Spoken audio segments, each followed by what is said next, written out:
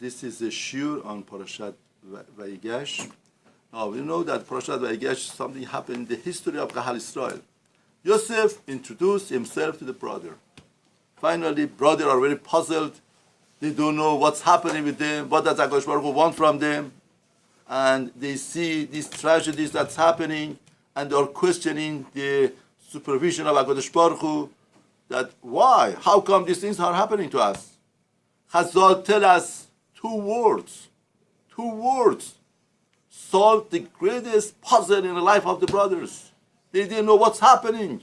Why all of these things are happening to them? Two words. Ani Yosef. I'm Yosef. Ani Yosef solved all of the puzzles, deep puzzle of Yod Bet Shevatim. Chazal tell us, La'ati Lavo, in future, HaKadosh Baruch Hu says two words and solve all of the puzzles of humanity. Any question, any puzzle, anything that we were wondered in our lifetime. Why is it like that? Hashem says, Ani Hashem. I'm the God. I'm the cause of all of these things. The Midrash compared the notes, Ani Yosef, Ani Hashem. And the Midrash says, Oy lanu, woe to us from the day of judgment, woe to us from the day that HaKadosh Baruch Hu rebukes us. Here, brothers couldn't answer Yosef. They were stressed, they couldn't answer him.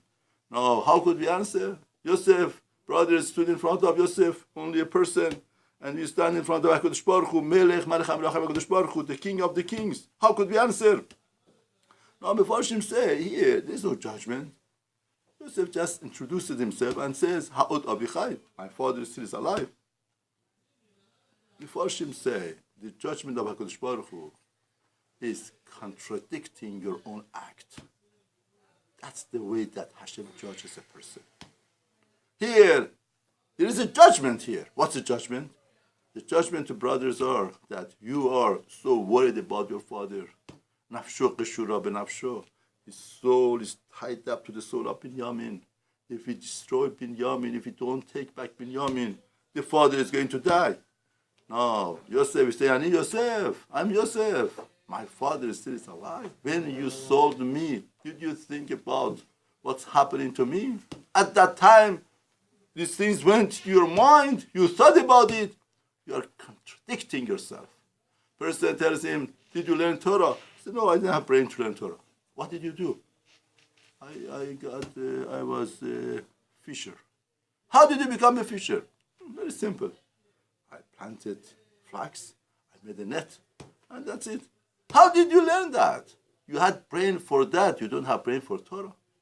Somebody didn't give enough tzedakah. They tell him, what did you do? I didn't have enough money. I couldn't give more. What? You spend so much money on luxury. You couldn't give tzedakah? You didn't give to poor people? People contradict their own life. Why didn't you learn? I didn't have time for learning. You didn't have time. You had time to do this, to that. How come? I couldn't think about this carefully. What? When you came to your business, you were so alert and you thought about it. Here you didn't. See, unbelievable point in the Parashat. Parashat is telling us that person contradicts his own life, his own things. Now, Chafetz Chaim tells us very nice remedy for this. I always like to say problems with remedies. What's the remedy? Chafetz Chaim says, unbelievable point.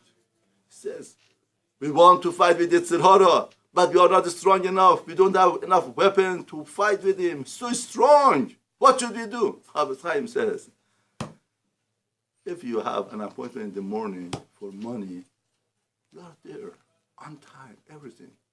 But for mitzvot, Yetzer Hara fights with you. What about whenever we have a project of Torah mitzvot, you should look at it as if it's a business deal. It's something has to do with my business. And the person should act and should behave as if he's doing something for business. Chafetz Chaim says, don't make fool out of yourself. We are not capable to fight with Yetzer Hara. Don't think about it, our Kedusha, our things. Think about it, something in business, something that, then you're alert.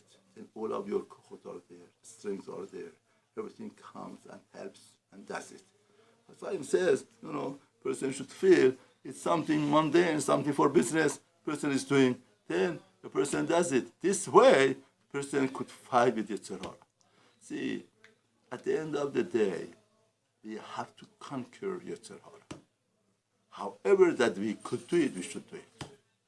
The victory is that we should empower ourselves and overpower the Yetzer Hara. The technique doesn't matter. What it works, it works. What it doesn't work, it doesn't work.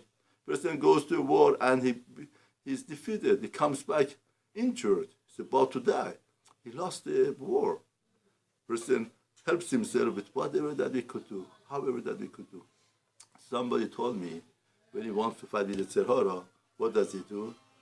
First of all, Yetzer Hara says, sleep in today, tomorrow go to shul.